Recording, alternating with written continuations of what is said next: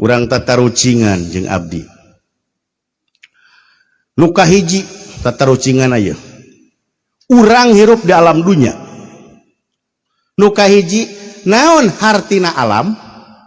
nuka dua naon hartina dunya keun setacan kana bahasannya setacan kana bahasan hitan oco akang apa ma teteh sadayana hirup di alam dunya cik naon atuh hartina alam jeung naon hartina dunya aya nu terang naon alam nu ngalugubah dukun eta mah si alam mah aya alam aya dunya lamun aya nu ngawaler hadiahan tah ku wayang hiji alam dua dunya bongana urang hirup di dinya taluk we taluk ha puguh aya kitu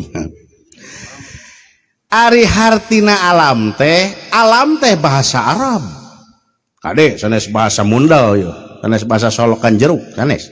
sanes bahasa Jamalaya sanes nya ta eta tapi alam teh bahasa Arab ari alam teh asal kecap nama tina ilmun ari ilmun teh hartina teh Sundana teh nyaho ilmun teh nyaho kada ye ilmun teh nyaho alam teh asal kecapat tina ilmun teh nyaho ari alam teh isim tabdil tina ilmun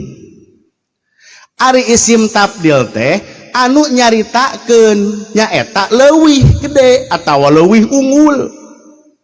contoh kabirun hartina gede akbaru leuwih gede aya dina salat Allahu kabir Allahu akbar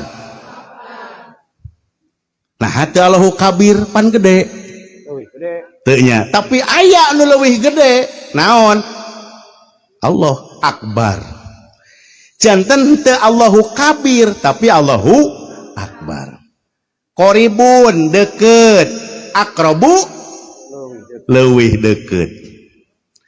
qoribun teh karib sahabat qoribun teh deukeut akrabu leuwih deukeut tah ilmun hartina teh nyaho berarti lamun alam eta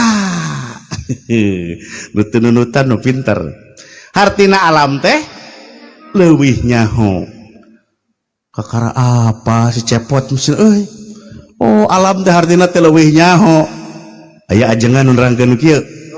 iwa teh si cepot aya tuh alam teh hartina teh leuwih batak sok ngobrol biasana urang mun ngariung ditaros aya jelema ngariung kang ka tukang temok ari akang apal nemok kumaha jawabna ari ayi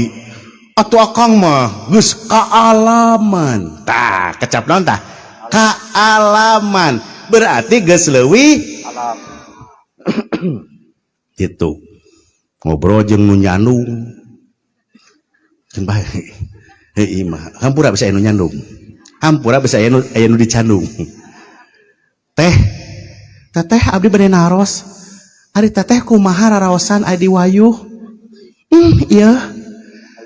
geus kaalaman dicandung teh berarti geus leuwih nyaho kitu jadi geus kaalaman geus leuwih nyaho eta kecap alam sok dibabawanya bajana cenah digawe di pabrik urang mengalaman 12 tahun di pabrik berarti geus ngalaman berarti